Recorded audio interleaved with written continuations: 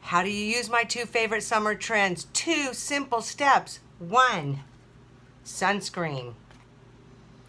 A reminder, it goes on clear. It's a water gel and it acts as a skin perfecting primer.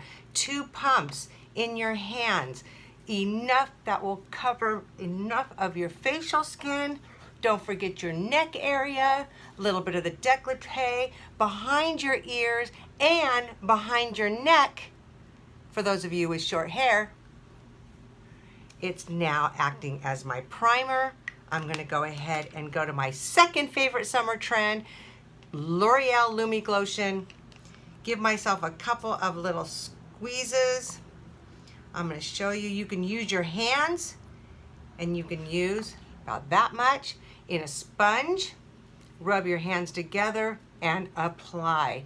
Silly, simple, rub it in, tuck it in underneath the jawline. You now have a fabulous summer glow. You could put it over your eyes, that's fine. And then rub it in, and then you are off.